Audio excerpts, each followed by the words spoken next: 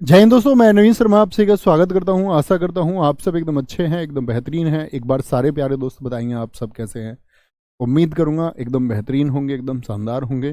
विप्लव कर्माकर, अमन, शिवाजी गुजर, प्रिंस कुमार, सालू दुबे, धीरज कुमार, देवांश, रघुवीर, रवीना, तनु कुमारी, प्रदीप चौधरी, अर्जुन चंदाना, अशोक कुमार, सारे दोस्तों का बहुत स्वागत है। और मित्र, हम लोग पढ़ रहे थे मध्यकालीन भारत में आपका दिल्ली सल्तनत को। ठीक है। और दिल्ली सल्तनत के किस वंश पर हम पहुंच चुके थे, तो आप कहेंगे भैया हम पढ़ते पढ़ते उसको आपका लोधी वंश पर आ चुके थे। और लोधी वंश के संस्थापक कौन है? और ये तो सब लोग जानते हैं, बल्लू यानी कि बहलोल लोधी। बहलोल लोधी का शासनकाल एक बार आप लिख के दिखाइए मुझको। और मेरे दोस्त Abhishek, hate you too, Sachin Singh, Arif Ansari, हमने हेट यू एक कोड बनाया बहुत दिन पहले, लगभग 1.5 वर्ष पहले की बात होगी। हमने बोला कि भैया तुम पहले किसी को ये बोल दो आई हेट यू, इसका मतलब होगा दोगुना प्यार। ठीक है। फिर कुछ सामने से रिस्पॉन्स ऐसा होता ना कि किसी प्यार के बदले में कोई घृणा का मैसेज दे सकता है, लेकिन आप उसको मान लीजिए कि घृणा अगर आ रही है तो वो दोगुना प्यार है, तो बदले में कुछ बचता ही नहीं। तो हेट यू ऑल आगे आएंगे, तुम बोल सकते हो, मेरा बोलना ठीक नहीं है। यहाँ तक की बात हम कल कर चुके थे भैया, सिजेरियन सुल्तान है ये। मैंने बोला सिकंदर लोदी दूसरा शासक है जो गद्दी पर आया। बहलोल लोदी ने जौनपुर जाकर वहां के शासक हुसैन शाह सरकी को हराकर अपने बेटे बारबक शाह को वहां का गवर्नर बनाया। क्योंकि दोस्त ये क्या चाहता था आपका बहलोल लोदी, ये चाहता था इसका जो बेटा है, बड़ा बेटा, वो गद्दी पर बैठे, लेकिन उसमें वो सफल नहीं हो पाया क्योंकि उसको रास्ते से हटा दिया किसने? सिकंदर लोदी ने। सिकंदर लोदी बहुत इंपॉर्टेंट है, इसने आगरा को बसाया है। ठीक है, आगरा को बसाया है 1504 में।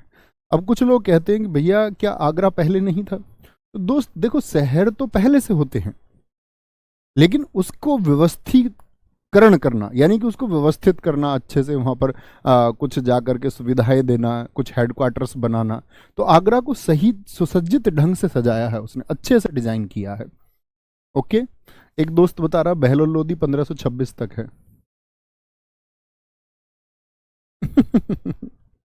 बोले भैया बहुत बढ़िया, कोई दिक्कत नहीं। 1504 में आगरा बसाया, 1506 में इसने आगरा को राजधानी बनाया, आगरा को राजधानी बनाया। मुहर्रम पर ताजिया निकालना इसने बंद कर दिया। ठीक है। मुहर्रम निकलता है ना आपका, जैसे कश्मीर में अभी कितना खबरों में रहा कि कश्मीर में मुहर्रम नहीं निकलना बंद था, वहाँ बहुत सारे आतंकवादी संगठनों ने बैन कर रखा था उसको, लेकिन अभी मुहर्रम निकला आपका वहाँ पर। मुहर्रम पर जो जुलूस निकलता है इसमें वो दुख व्यक्त करते हैं इस्लाम समुदाय। गंगा यमुना स्नान पर इसने रोक लगा दी, बोला कोई नहीं नहाएगा गंगा और यमुना में। मथुरा मथुरा में बहुत सारे मंदिर तोड़वाए, ज्वालामुखी का मंदिर था उसको तोड़ करके उसकी तो इसने क्या किया कि मूर्तियों को दे दिया मांस तोलने के लिए। जो कसाई थे, जो मीट को बेचते थे, मांस को बेचते थे, उनको दे दिया कि अपने यहाँ जो वेट होता है ना, बाट, उस वजन की जगह इन मूर्तियों का इस्तेमाल करो।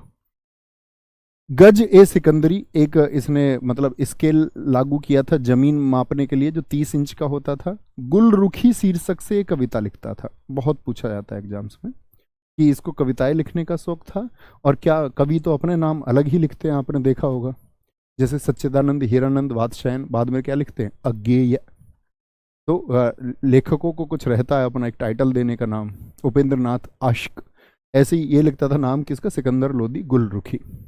बहुत बढ़िया, बहुत शानदार। बात समझ में आई जी? ये किसका? ये सिकंदर लोदी के बारे में है, ये आपको पता ही होना चाहिए। सिकंदर लोदी की बात करते हैं। इसी के समय भारतीय संगीत पर पहला फारसी ग्रंथ है जिसका नाम है लज्जत ए सिकंदरी। क्या नाम है? लज्जत ए सिकंदरी लिखा गया। लज्जत ए सिकंदरी बोले या लज्जत ए सिकंदर शाही बोले। इसका ही वजीर है मियाँ भुइया। मियाँ भुइया जिसने मोठ मस्जिद, मोठ बोले तो दाल की मस्जिद, दाल मस्जिद दिल्ली में बनवाई है। किसने? तो बहुत इंपॉर्टेंट है कि मोठ मस्जिद किसके शासनकाल में बनी। वजीर समझते हैं ना, जो शासन का प्रमुख काम देखता था, एक पोस्ट होती थी। तो किसका वजीर है? सिकंदर लोदी का वजीर है मियाँ भुइया, उसने बनवाई दाल की मस्जिद। ओके, कोई दिक्कत? और कब बनी है ये? 1505 ईस्वी में बनी। मियाँ भुइया की रचना है, ये एक लेखक भी है, इसने फरहंग ए सिकंदरी को लिखा है, या बोले इसने तिब्बत ए सिकंदरी को भी लिखा है। कौन है? सिकंदर लोदी ही है जो दाढ़ी नहीं रखता था। दिल्ली सल्तनत का कौन सा मुस्लिम शासक है जो दाढ़ी नहीं रखता था? और भैया गले की बीमारी के कारण इसकी मौत हो गई। कब हुई मौत इसकी? 1489 में गद्दी पर बैठा और 1517 तक रहा। गले की बीमारी के चलते हुए इसकी भाई साहब की क्या हो गई, मौत हो गई। कोई दिक्कत कोई परेशानी बोलेंगे? कोई भी दिक्कत कोई परेशानी? गुरुजी आप रिकॉर्डेड क्लास ले रहे, एक जैकेट कल पहनी हुई थी। अरे भैया ऐसा ये कोई बात है, एक जैकेट 2 दिन नहीं पहन सकता कोई? ये कौन सा लॉजिक हुआ? मैं सोच रहा था, मैंने कहा बच्चे सोचे कि रिकॉर्डेड, लेकिन दरअसल में मैंने सोचा भी जैकेट को उतार दूं, लेकिन बाद में पता चला मैंने सिर्फ बनियान पहन रखी है इसके नीचे। तो इसीलिए नहीं उतारी है, और नहीं तो मैं उतार के आया था। ऐसा बच्चा जो सेम सेम रिपीट हो जाता है ना, तो वो सोचता है रिकॉर्डेड क्लास है। ऐसा नहीं है भैया। ऐसा नहीं है दीपक जी, मेरे भाई साहब। दीपक कुमार कह रहे लोधी वंश का संस्थापक कौन था? मैं था।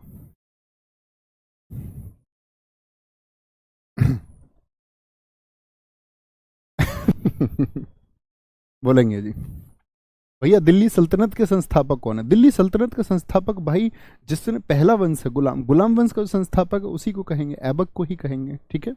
लेकिन आपसे पूछे वास्तविक संस्थापक तो इल्तुतमिश है, क्योंकि उसने हेडक्वार्टर दिल्ली को बनाया है। ये सारी चीजें मैंने आपको बताई हैं, शायद आपने पिछली क्लासेस नहीं की हैं, पिछली क्लासेस नहीं की है आप लोगों ने। क्या बोलेंगे? 1517 में। कहाँ पर मकबरा है सिकंदर लोदी का? दिल्ली में मकबरा है। सिकंदर लोदी के समकालीन, समकालीन मतलब उस टाइम पे प्रसिद्ध व्यक्ति कौन थे? कबीरदास। देखो कितने महान व्यक्ति हैं जिन्होंने रचना की है साखी सबद रमैनी। ये इनकी बुक्स है,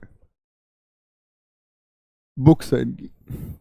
दरअसल में कबीरदास जी तो देखो पढ़े लिखे थे ही नहीं, तो किताब लिखने का मतलब ही नहीं बनता। उनके एक स्टूडेंट थे, उनका नाम था धर्मदास। तो धर्मदास ने क्या किया है कि कबीरदास जी ने जो लिखा साखी सबद रमैनी, उसने उन सबको लिख दिया एक जगह, और एक संग्रह बनाया जिसका नाम था बीजक।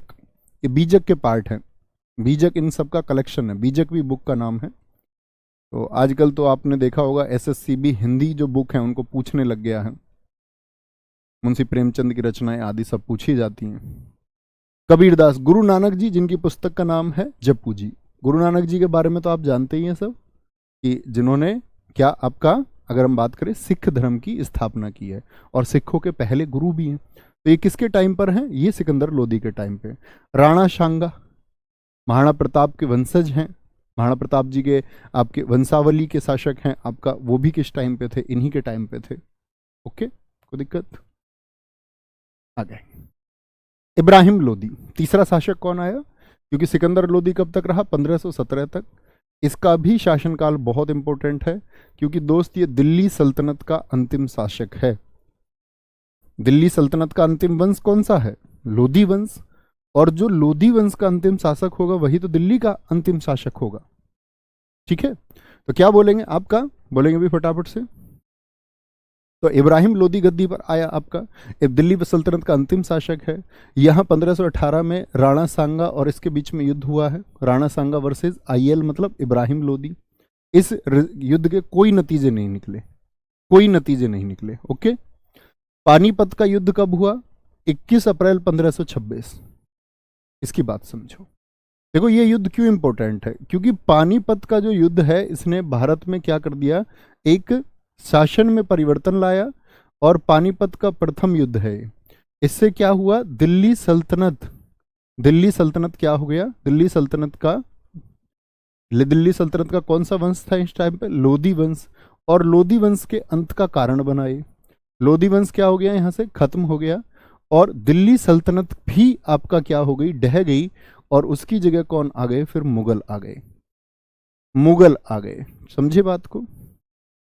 दिल्ली सल्तनत के बाद में कौन आए? फिर मुगल आए। यहां पर देखना होगा आपको। क्या बोलेंगे? इब्राहिम लोदी और बाबर। बाबर को किसने बुलाया था? इसे दौलत खां लोदी ने आमंत्रित किया था, ठीक है। दौलत खां लोदी ने आमंत्रित किया था। जीता कौन है जी? बाबर जीता है। भारत देखो, भारत में आके कुल 8 युद्ध लड़ा, लेकिन बाबर ने भारत में मुख्य युद्ध 4 लड़े और चारों को जीता है, ठीक है, चारों को जीता है। नहीं भैया मेरठ वाला खतौली नहीं है ये, ठीक है। इसी युद्ध से दिल्ली सल्तनत का अंत हुआ और भारत में मुगल साम्राज्य की स्थापना हुई। युद्ध भूमि में मारा जाने वाला पहला शासक था इब्राहिम लोदी। भारतीय इतिहास का इससे पहले कोई शासक नहीं था जो युद्ध भूमि में मारा गया हो, ठीक है। बोलेंगे बहुत बढ़िया। रोहित गुप्ता जी को ब्लॉक कर दो। रोहित गुप्ता जी का पढ़ने में ध्यान नहीं है इसलिए ब्लॉक किया जा रहा है उनको। वो पूछ रहे हैं पानीपत दूसरा और तीसरा कब हुआ। उनको भी पहले की चिंता नहीं है, दूसरे तीसरे की चिंता है। बंदी बना के लाया जाए इनको। मैं ऐसे तुमसे मुगलों की तरह व्यवहार करने लग जाऊंगा फिर।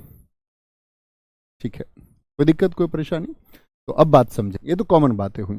तो इब्राहिम लोदी अंतिम शासक था। इसी के समय देखो जैसे दौलत खां लोदी है, ये पंजाब में था। कहाँ पर था? पंजाब में था। इसको इनसिक्योरिटी लगती थी किससे? आपका इसको इनसिक्योरिटी थी इब्राहिम लोदी से। तो इब्राहिम लोदी से असुरक्षा की वजह से इसने बाहर से शासक को बुलाया और बाबर को न्योता दिया गया। क्या आप लोग जानते हैं बाबर कहाँ से भारत में आया? कितने लोग बता पाएंगे? कोई दिक्कत कोई परेशानी? कौन है ये? दौलत खां लोदी पंजाब से था, मतलब रिलेटिव भी है वो, अगर बात करें हम। ये इसका चाचा भी लगता था, इब्राहिम लोदी का चाचा भी है दौलत खां लोदी। वेरी गुड, बहुत अच्छी बात है, सारे बच्चे जानते हैं।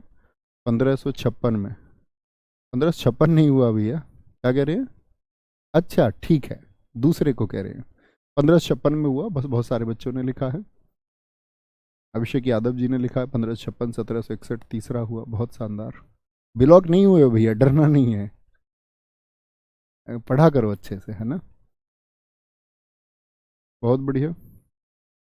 ठीक है, तो कौन आया भारत में? बाबर आया। बहुत गजब उत्तर बहुत सारे दोस्तों ने दिया है कि उज्बेकिस्तान से आया था। अब बात करते हैं मुगल साम्राज्य की। तो मुझे बताइए मुगलों ने भारत में कितने वर्ष शासन किया है? और सटीक उत्तर चाहूंगा क्योंकि दिल्ली सल्तनत शुरू करने से पहले ही मैंने तुमको बताया था। तो क्या बोलेंगे भैया? 1526 से 1857 कितने वर्ष होंगे? 331। लेकिन आप क्या 331 वर्ष उत्तर देंगे? आप कहेंगे नहीं भैया हम 331 नहीं लिखेंगे, हम कहेंगे कि बीच में सूर्य वंश रहा है 15 वर्षों तक, तो 331 में से हम वो 15 वर्ष माइनस करेंगे और हम कहेंगे 316 वर्ष। अब बात करते हैं मुगलों में कौन संस्थापक है? बाबर है। बाबर फाउंडर यही है। जन्म इसका हुआ वैलेंटाइन डे 1483। ठीक है, कोई दिक्कत कोई परेशानी? फरगना एक स्थल है उज्बेकिस्तान में, जहां पर इसकी जाति थी चगतई जाति। कौन सी जाति थी वहां पर? चगताई एक जनजाति थी, चगताई जाति का था ये, चगताई जाति का। इसके पिता हैं उमर शेख मिर्जा। पिता की तरफ से ये 5वीं पीढ़ी तैमूरलंग से संबंधित है। तैमूरलंग भारत कब आया था? 1398 आया था। तो 1398 में कौन आया आपका? तैमूर भारत आया, खूब तबाही भारत में मचाई। तैमूर के बाद में अगली पीढ़ी रही होगी, फिर अगली पीढ़ी रही होगी, फिर अगली पीढ़ी, तो ये कौन सा हुआ आपका? 5वीं पीढ़ी का हुआ बाबर। यानी तैमूर का पुत्र, उसका पुत्र और उसका पुत्र हुआ आपका कौन? जो बाबर का पिता है। ठीक है, और साथ में इसकी माता जो थी Genghis Khan. Genghis Khan Bharat कब आक्रमण कर रहा था? वर्ष बताइए। चंगेज खान तो बहुत पुराना भी है, इल्तुतमिश के टाइम का था, 1221 का। तो इधर की तरफ से कौन सी? 14वीं पीढ़ी, क्योंकि वर्ष ज्यादा हो गए ना। तो भैया दो खूंखार जो व्यक्ति रहे, जो निर्दयी व्यक्ति रहे, उनका ब्लड इसमें था। माता की तरफ से 14वीं पीढ़ी चंगेज खान से संबंधित थी। अभी सीएचएसएल में पूछा गया था आपसे, सीएचएसएल में क्वेश्चन पूछा गया कि बाबर मातृ पक्ष में किस शासक का वंशज था? मातृ पक्ष मतलब माता के पक्ष की तरफ से, यानी उसके मामा की तरफ से कौन सा वंश था? जो उसके मामा थे वो वंशज थे किसके? चंगेज खान के।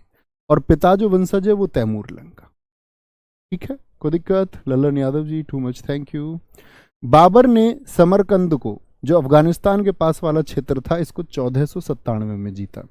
मुझे बताइए बाबर की उम्र इस समय कितनी रही होगी? 14 वर्ष, क्योंकि इसके पिता की रियासतों को छीन लिया गया। और कहते कि बाबर ने जो संघर्ष किया है, अपने पिता की खोई हुई संपत्ति को उसने वापस किया है, मतलब उस सब को उसने जीता है 14 साल की एज में। बाबर बहुत शानदार एक लड़ाका था, युद्ध कौशल में वो कहते कि भारतीय इतिहास के जितने भी शासक हुए, बाहरी शासक जो बाहर से आए, उनमें सबसे शानदार लड़ाका बाबर ही था। आप 20 साल के हो गए तब भी डरते हैं, आप 25 के हो चुके हैं तब भी डरते हैं। बाबर 14 साल का युद्ध में शामिल है। ठीक है, क्या बोलोगे? बाबर ने समरकंद को 1497 में जीता। दिक्कत आ गया। बाबर का भारत पर पहला आक्रमण यूसुफजई जाति पर था, क्या बोलेंगे? 1518-19 में। और यहाँ की जैसे लाहौर पर 1524 में, पाकिस्तान में जो लाहौर है, तो यहाँ आसपास में उसने कुल 4 युद्ध लड़े। कितने? कुल 4 युद्ध। 4 युद्ध, ठीक है, मुख्य युद्धों से पहले। वो 4 तो अलग हैं। तो एक बार प्रश्न पूछा है आपका एसएससी ने कि बाबर ने भारत के लिए कितने युद्ध लड़े हैं, भारत के लिए कितने युद्ध लड़े हैं, तो आप कहेंगे कुल तो 8 युद्ध हैं जिनमें से 4 मुख्य हैं। ओके, बाबर के 4 युद्धों की बात करते हैं। 4 युद्ध कौन कौन से? पानीपत का प्रथम युद्ध, ये तो अभी हमने पढ़ा 1526 में। यहां पर आईएल कौन है ये बताइए जरा? इब्राहिम लोदी, जो 1517 से 1526 तक था। इब्राहिम लोदी का साथ दिया आपका मध्य प्रदेश के विक्रमजीत सिंह ने, ठीक है, ये भी युद्ध भूमि में मारे गए थे। वर्सेज में, वर्सेज का मतलब होता है खिलाफ, दूसरे पक्ष में कौन लोग हैं? बाबर के साथ में कौन आया? दौलत खां लोदी और साथ में आलम खां लोदी। इन्होंने बाबर को इनविटेशन दिया, ठीक है, बाबर इस युद्ध को जीत जाता है। बाबर का अन्य नाम क्या है? जहीरुद्दीन बाबर है। ये तो पहला युद्ध हुआ, हमने अभी जाना। अब बात करते हैं 1526 पानीपत की कि इस युद्ध में हुआ क्या। अब ये भारतीय शासक तो लड़ते थे, लेकिन बाबर ने कारनामा क्या कर दिया कि बाबर लेके आया तोप। उससे पहले तोप नहीं थी भारत में। गोला बारूद, तोप, बंदूकची, बंदूक वाले लोगों को, मतलब आधुनिक सेना लेकर के भारत में आया। इस युद्ध में बाबर ने तुगलुमा नीति का प्रयोग किया। तुगलुमा नीति ऐसी नीति होती है कि जब युद्ध में तोप का इस्तेमाल किया जाए। युद्ध में तोप का प्रयोग हुआ। तोप का जो संचालन किया वो उस्ताद कुली खां ने किया। बंदूक वाली जो टुकड़ी थी उसका संचालन मुस्तफा ने किया, ठीक है। और यहां तुगलुमा के साथ में उसने 2 नीति और इस्तेमाल की थी। पूछा भी जाता भारतीय इतिहास के किस युद्ध में उस्मानी या रूमी विधि का इस्तेमाल हुआ? उस्मानी और रूमी विधि। उस्मानी का मतलब होता है तोप किस प्रकार खड़ी होंगी और जब आगे की तरफ चलेंगी तो कैसे चलेगी, सेना उसके साथ कैसे चलेगी तोप के साथ में, उसको बोलते हैं रूमी विधि, आगे बढ़ने की विधि को, ठीक है। बोलेंगे अभी फटाफट से। सर जी प्राचीन इतिहास में चेर चोल पांडे मालवा चंदेल क्यों नहीं पढ़ाया, बता दीजिए सर जी। निवेदन पढ़ेंगे बच्चे, ऐसा नहीं हो सकता कुछ नहीं पढ़ेंगे, उनको हम विशेष रूप से पढ़ते हैं अलग से। अच्छा प्रीति जी, वेरी गुड, बहुत शानदार। सर सिकंदर भारत क्यों नहीं जीत पाया? दोस्त आप कहाँ रहते हो जब पढ़ाया जाता है? सिकंदर भारत में आ रहा था, मैं था और तुम थे, तुम भूल गए हम कितना शानदार लड़े थे भारत की सीमाओं पर, किस तरह से हमने सिकंदर को वापस जाने को मजबूर कर दिया था।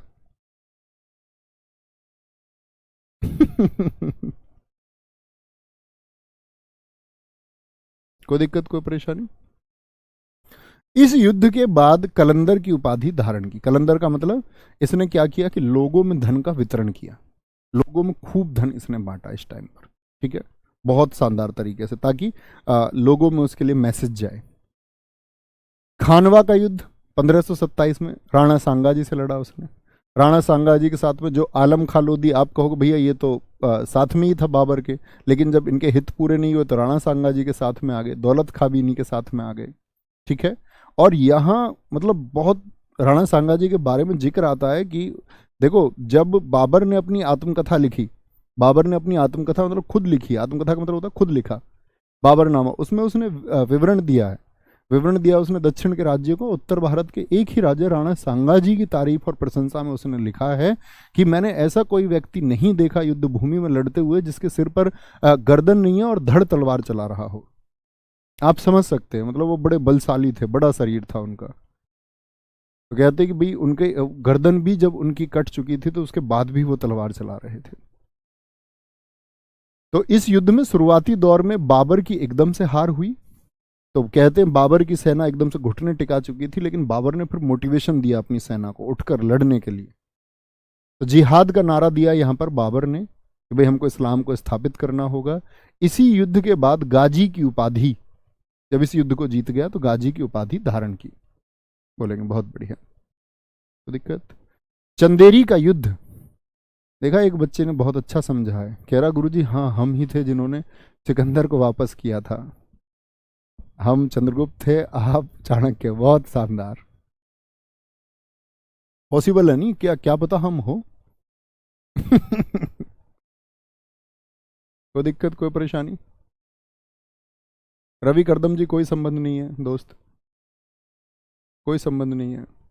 अन्नूपाल कह रहे बाबर का मकबरा कहाँ है। बेटा अभी सिलेक्शन के लिए तैयार नहीं हो आप, आगे आगे चल रहे हो, अभी सिलेक्शन के लिए टाइम लगेगा आपको, खो दोगे अपना सिलेक्शन, लीक से हट के बातें करोगे तो।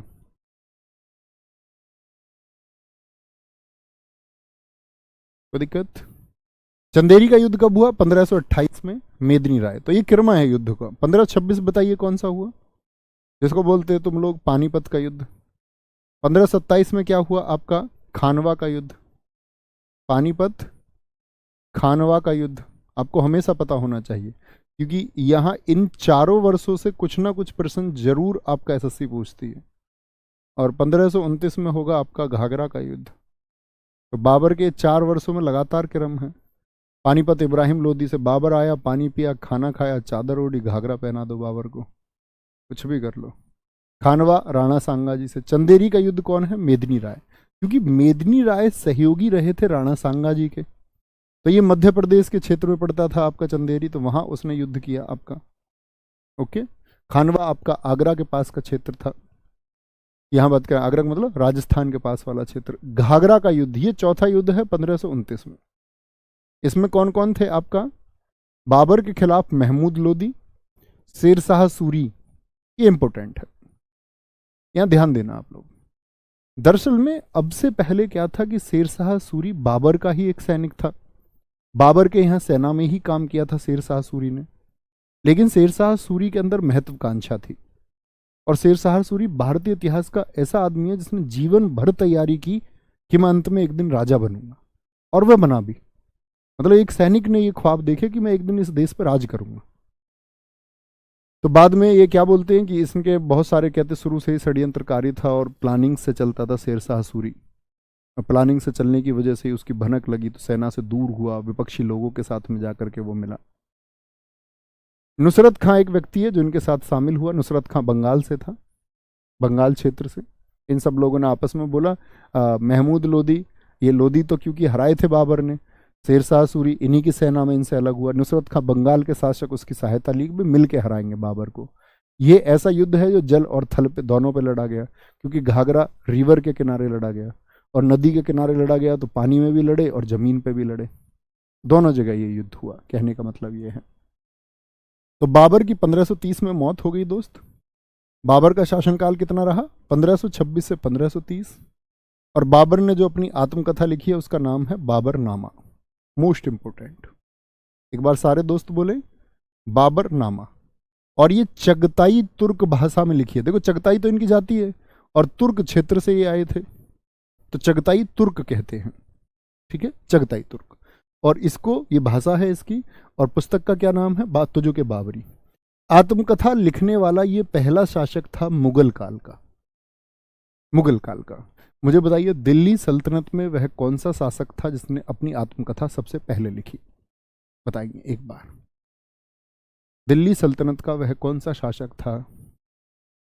दोस्त पढ़ लीजिए प्लीज, अच्छे छात्र बनो, अपना नाम बुलवाने के चक्कर में अपना भविष्य खराब मत करो। गुरुजी चाणक्य कौन था? आपको लगता है इतने बुद्धू सवाल का उत्तर मैं आपका नाम लेके दूंगा तो मैं आपका नाम लेना भी पसंद नहीं करूंगा।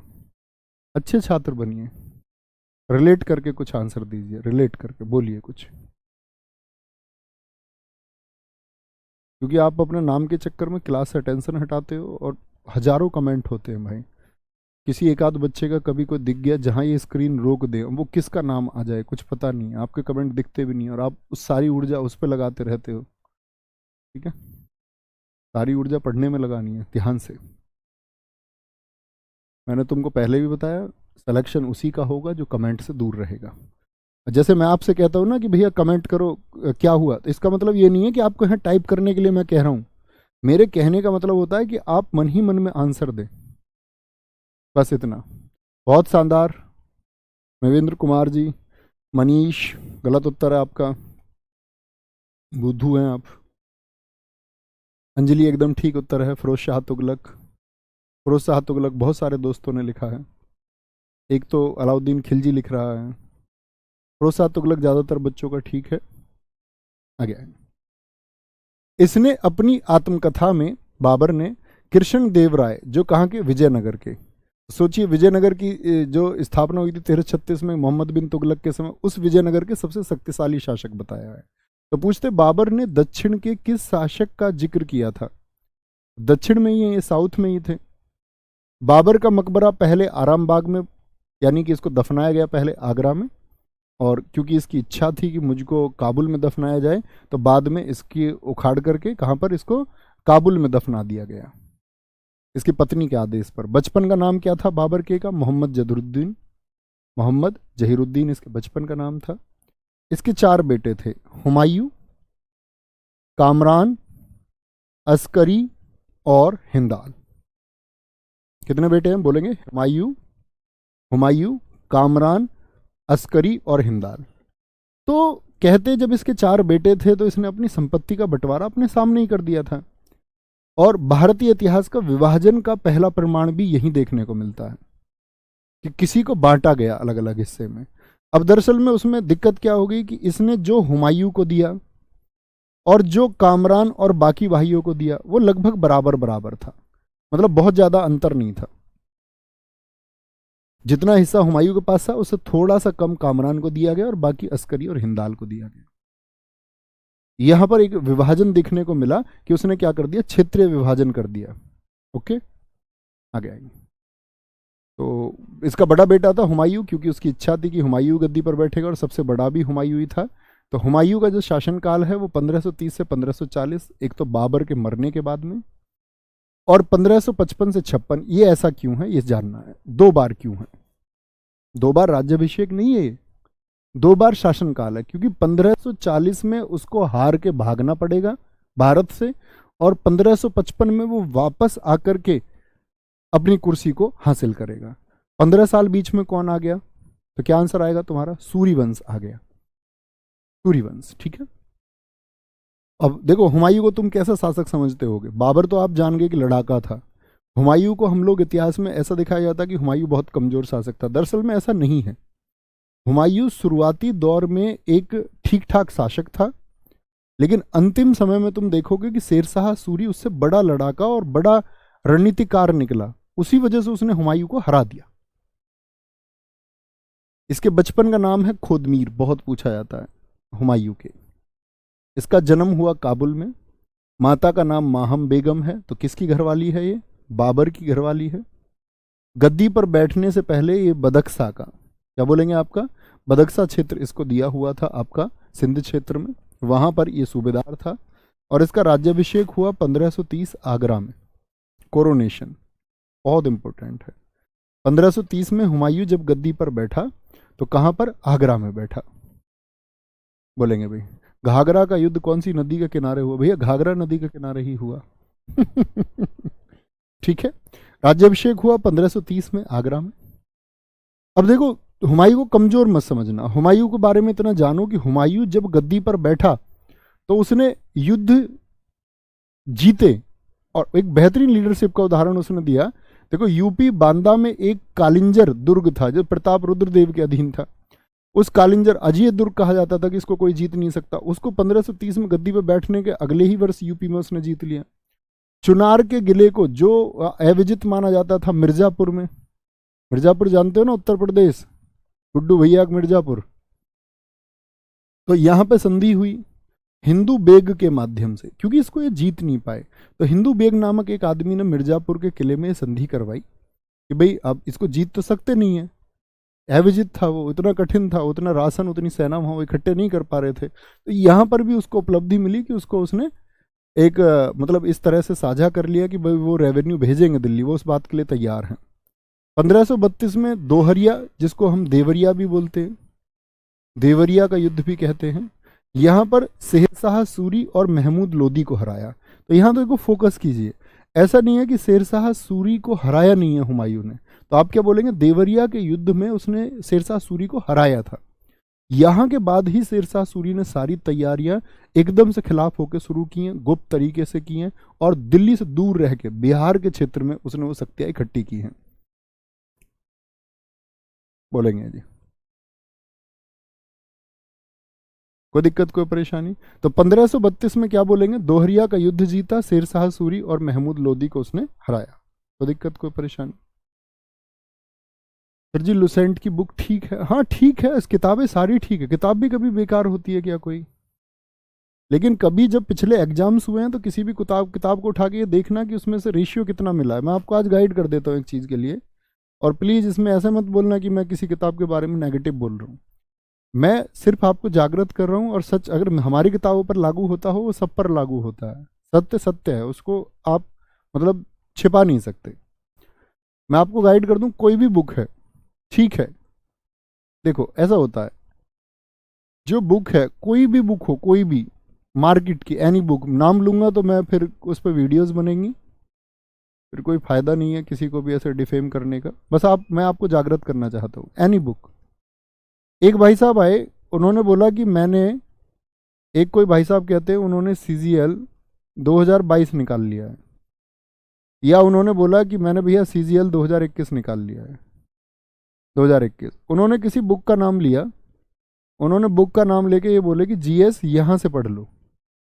इन्होंने तो बोल दिया भाई साहब ने, कुछ स्टूडेंट्स ने मान भी लिया। स्टूडेंट्स गए एग्जाम में, एग्जाम में आने थे 20 क्वेश्चन GS के। उस किताब को बच्चा पेपर देने के बाद में उस किताब को बच्चे ने खोल के देखा, उसमें से आए 2 क्वेश्चन 20 में से, 3 क्वेश्चन, 4 क्वेश्चन, 5 क्वेश्चन। ये जो भाई साहब थे जिन्होंने प्रीफर किया और वीडियोस बनाई किसी अमुक पब्लिकेशन से पैसे लेके, बहुत आते हैं मेरे पास, बहुत लोगों के मैसेज आते हैं, सेलेक्टेड लोगों के, कहते सर अपनी किताब का प्रमोशन कर लो हमसे। मैंने भाई साहब ये क्या होता है? कहता कि मतलब पेड, मुझे शुरुआत में नहीं पता था मुझे, फिर मैंने स्टाफ में पता किया अपने मैनेजर सर से कि क्या होता है। तो उन्होंने बताया जी ये बच्चे जो है ना ये तैयार रहते हैं, इनसे आप बोलो कि ठीक है हमारी किताब का नाम लेना आपको वीडियो में। तो ये गलत गाइडेंस, प्लीज आप कल सेलेक्ट हो जाए आप मत देने लगना किसी को। आपको ये देखना चाहिए कि आज एग्जाम में चीजें आती है। भाई साहब SSC का पेपर देने जा रहे हैं आप, 50% तो प्रीवियस आ रहा है, और उस फलानी किताब से वो प्रीवियस तक नहीं आया तो अगले साल तो क्या आएगा? तो अब बच्चों के लिए कहीं ज्यादा, जैसे मैं बोलूं एक बड़ी अच्छी किताब है मार्केट में, उस किताब में अपना एफर्ट बड़ा अच्छा लगाएगा, पिनेकल किताब है, आप सब लोग जानते होंगे। बच्चों के लिए वो रामबाण हो जाती है किताब, क्योंकि उसमें प्रीवियस ईयर है, और उस प्रीवियस ईयर में उन्होंने इतना अच्छा एक्सप्लेनेशन दे रखा है। तो एटलीस्ट ऐसी बुक को बच्चे अगर कोई सजेस्ट कर रहा है तो आप प्लीज उनको फॉलो किया करो और देखा करो कि ये ठीक है या नहीं है। आप अंधभक्त ना बने किसी के, कि किसी ने कोई फलानी किताब बोल दी कि 8 साल पहले किसी में से पेपर आता था, या SSC से वो किताब आपका 3 साल पहले पैटर्न से बाहर हो चुकी है। 3 साल से कुछ नहीं मिलता एग्जाम में। एनर्जी वहां लगानी है जहां से फायदा हो। समझ रहे हैं आप मेरी बात? एक बार थम्स अप कीजिए। तो अच्छी किताबों को फॉलो करो भाई, उसके लिए तुम्हारे अंदर विवेक होना चाहिए, तुम्हारे अंदर अपनी समझ होनी चाहिए। कभी भी ऐसी किताब को आप ना उठा लो कि वो किसी परीक्षा पास करने वाले ने बोला इसीलिए मैं उसको ले रहा हूं। देयर आर ऑल, ये बोलते ना कि वहां जितने भी रिव्यू हैं वो सारे ऑथेंटिक नहीं है। समझ रहे हैं? तो कभी भी एक स्टूडेंट के लिए चुनाव होता है भाई, आप उन लोगों को, उन चीज़ों का चुनाव करो। SSC का एग्जाम देने जा रहे हो, अब मान के चलो आप UPSI में पॉलिटी पढ़ने हैं आपको, तो पॉलिटी के लिए कोई तुमसे बोले ये किताब पढ़ लो, वो पढ़ लो, वो पढ़ लो, पॉलिटी में कोई चेंज है क्या? एक स्टैंडर्ड अच्छी बुक ले लो आप, परीक्षा वाणी किताब ले लो पॉलिटी के लिए, कोई किसी एक की, उसमें कोई चेंज नहीं मिलेगा। वो तो हो गया एक सब्जेक्ट। अगर हम बात करें SSC के लिए तो भाई प्रीवियस ईयर बहुत अच्छा आपको करना पड़ेगा, और प्रीवियस ईयर के साथ में चीज़ें उससे जुड़ती हुई कि हम मिस क्या कर रहे हैं उसको जोड़ना पड़ेगा। और बाकी GS पे आप एफर्ट लगाओ ना SSC के लिए, तो आपका एफर्ट खराब जाएगा। बाकी तो बस ये बेसिक GS जान लो, बेसिक जस्ट बस सिर्फ जान लो कि हाँ हाँ ये कॉमन चीज़ें मैं जानता हूँ।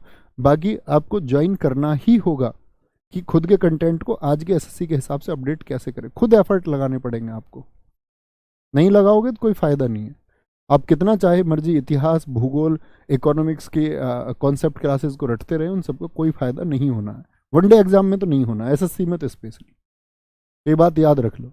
और नहीं तो सालों साल तैयारी करोगे और अगर 2-4 मिनट की मेरी ये बात फॉलो कर लोगे तो शायद सालों साल तैयारी नहीं करनी पड़ेगी। अदरवाइज देखते रहो रिव्यू, तुम्हारा मन है। 1533 में इसने दीन पनाह पुस्तकालय दिल्ली की स्थापना की। दीन पनाह पुस्तकालय। अब बच्चे बैच लेते तो पढ़ाना पड़ता, मैं तो बच्चे से ये कहता हूँ कि आप बैच मत लो,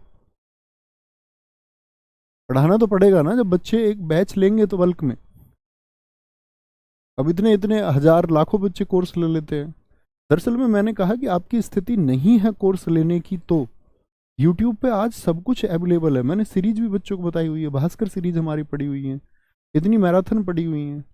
आपको वर्तमान अपडेट तैयारी के साथ में प्रैक्टिस सेट ज्वाइन करना चाहिए। और बाकी जीएस के लिए तो आप बस बेसिक इतना एफर्ट लगाओ कि बेसिक जीएस आप तैयार कर ले, सिर्फ बेसिक जीएस, क्योंकि एग्जाम में बहुत जटिल चीज़ें आपके काम में नहीं आएंगी। उसके लिए आपको अपडेटेड चीज़ों की तरफ जाना पड़ेगा। और उसके लिए मैंने आपसे हमेशा प्रॉमिस किया कि फ्री ऑफ कॉस्ट में 3 बजे प्रैक्टिस सेट कराता हूँ। जब तक दम है तब तक परीक्षा में प्रश्न मिलते रहेंगे। ऐसा हो नहीं सकता तुम्हारा भाई हाथ में पेन पकड़ेगा और परीक्षा में प्रश्न नहीं आएंगे। वो सारा काम रिसर्च का सब कुछ मेरा है। मैंने तो ये कहा कि भाई आप सोचो ना कि 100 रुपये मैंने मान लिया आपके पास हैं,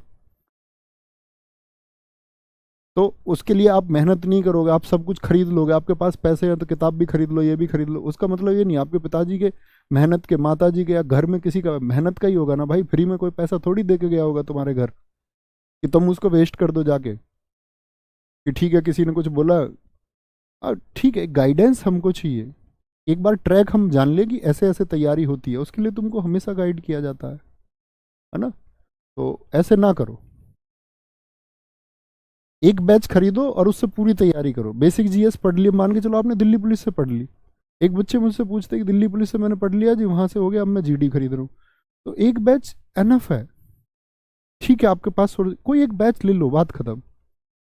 एक जैसी तैयारी वाले, एसएससी कोई तैयारी करे एक बैच ले लो। जीएस सब एक जैसी है, सीजीएल की जीएस भी ऐसी है, जीडी की भी ऐसी है। सीजीएल में भी आसान प्रश्न पूछे जाते हैं, जीडी में भी कठिन प्रश्न पूछे जाते हैं। सीजीएल में कठिन पूछे जाएंगे तो जीडी में भी पूछे जाते हैं कठिन प्रश्न, जीएस के आसान दोनों जगह पूछे, सब एक सा है। आप लोगों के ऊपर एक प्रेशर क्रिएट किया जाता नहीं और सीजीएल तुमको लगता बड़ा नाम जीएस का। उतनी ही तैयारी से बच्चे पास करते हैं, जितना एफर्ट आप लगाते हो उतनी वो भी लगाते हैं। मैथ में एक स्टैंडर्ड होता है, इंग्लिश में एक स्टैंडर्ड होता है, जीएस सेम है। आगे आएंगे तो ये फॉलो किया करो प्लीज, नहीं तो आप भटकोगे। 4-4, 6 साल तैयारी करोगे, कुछ हासिल नहीं होगा। 1539 में बंगाल गौड़ प्रदेश को जीत करके इसने उसका नाम जन्नताबाद कर दिया। गौड़ प्रदेश किसको बोलते थे? बंगाल को। किसने जीता? तो आप ये समझ रहे हैं कि हुमायूं कमजोर शासक नहीं है। इतनी बात समझ में आई, थम्स अप कीजिए कि भैया विजेता रहा वो अपने शुरुआती दिनों में। ये इसने पुस्तकालय बनाया था, वहां ये पढ़ाई करता था। दिल्ली का नियंत्रण जब ये बंगाल गया था जीतने के लिए, तो दिल्ली का नियंत्रण किसको देके गया था? शेख बहलोल को। इसका वो एक मतलब आदमी था जो भरोसेमंद आदमी था। तो बंगाल विजय जब ये गया, दिल्ली छोड़ के गया। बंगाल तो आप जानते हैं ना मैप में किधर है, बंगाल इधर है, तो दिल्ली से बंगाल गया तो छोड़ के गया। तो यहां पर इसका जो भाई हिंदाल है, हिंदाल ने शेख बहलोल की हत्या करके खुद को दिल्ली का सम्राट घोषित कर दिया। और वो भाई साहब फंसे हुए कहां पर? आपका बंगाल में। तो यहां पर वो कमजोर हुआ, क्योंकि दिल्ली से उसको जो मदद मिलनी थी वो नहीं मिल पाई, क्योंकि उसके भाई ने कंट्रोल कर लिया। अब ये गलती क्या कर देता है यहां पर हुमायूं बंगाल से, कि इसको भाई भाग के जाना था वापस, दिल्ली में गद्दी बचानी थी उसको। तो वो मुख्य सड़क से यहाँ पर एक उत्तरापथ हुआ करता था मौर्य साम्राज्य का, जिसको बाद में हम जीटी रोड कहने लगे। शेरशाह सूरी उसको पक्की बनवाता है। रास्ता तो पहले से था, कच्चा रास्ता था। मौर्य साम्राज्य के समय एक सड़क थी उत्तरापथ, जो इधर आपका भारत में ही पड़ता था, आपका पेशावर पाकिस्तान में है जो आज, और उसको बंगाल कोलकाता तक जोड़ती थी। तो ये मुख्य सड़क से ही जल्दबाजी में वापस चल दिया। और यहाँ पर घात लगाए बैठा था, तैयार बैठा था शेरशाह सूरी, जो बदला लेता उससे 1532 का, 1532 का। बोले भैया आजा, तेरे इंतजार में हूं। दिल्ली वापस आते समय चौसा का युद्ध हुआ, ठीक है, 1539 में।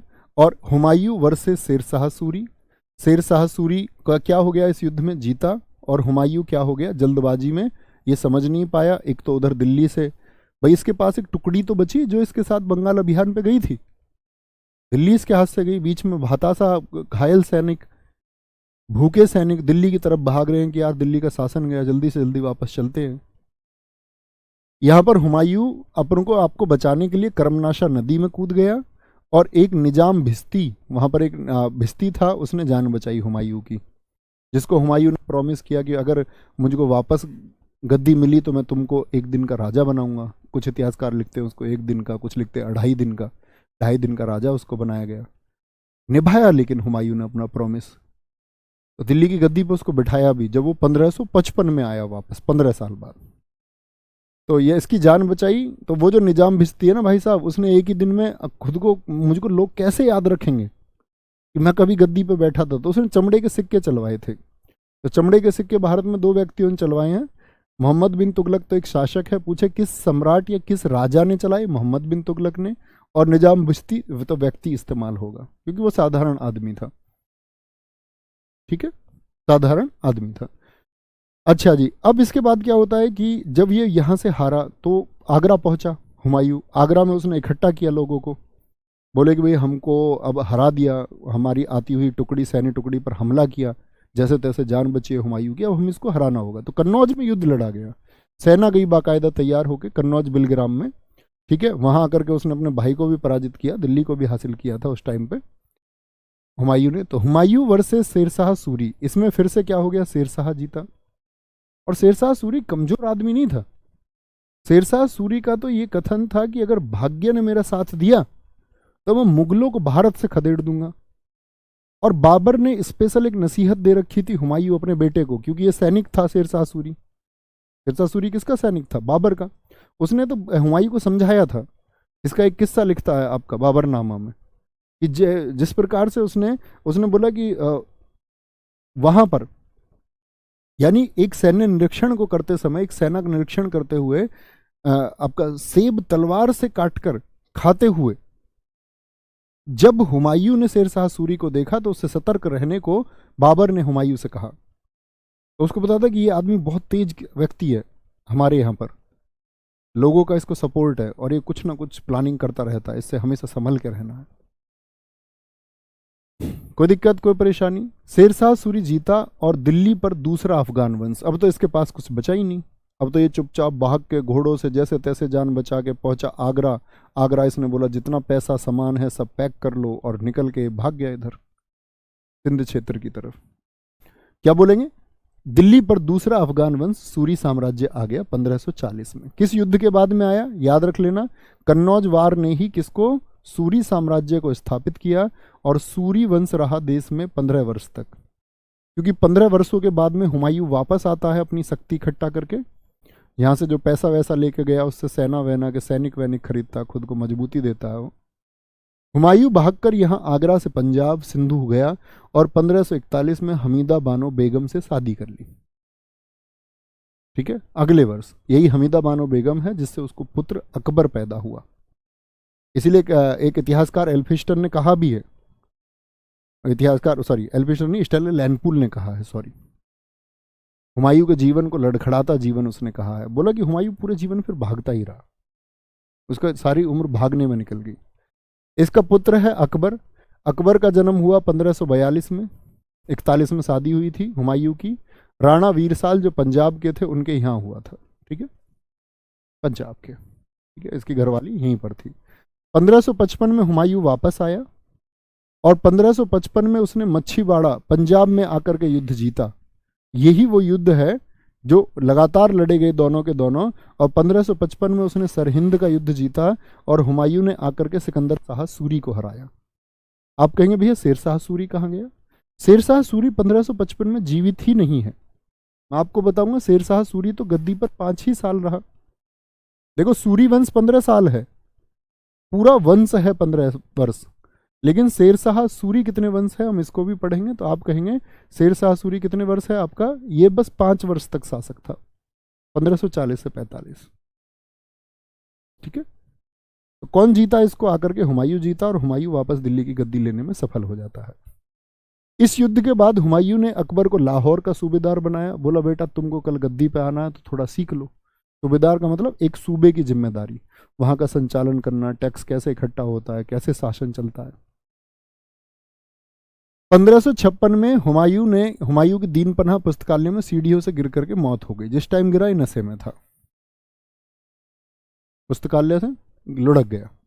स्टैनले लैंडपूल ने कहा है हुमायूं के जीवन को लड़खड़ाता जीवन, बोले पूरी जिंदगी जैसे लड़खड़ाता रहा, अंत में लड़खड़ाते हुए ही उसकी मौत हो गई। हुमायूं नामा फारसी भाषा की रचना गुलबदन बेगम ने की है। और गुलबदन कौन थी? इसकी चचेरी बहन है। कौन है? चचेरी बहन। चचेरी बहन समझते हैं, चाचा की लड़की है। तो बहुत इंपॉर्टेंट है और परीक्षा में अक्सर पूछी जाती है। जितनी इंपॉर्टेंट बाबर नामा उतनी ही हुमायूं नामा।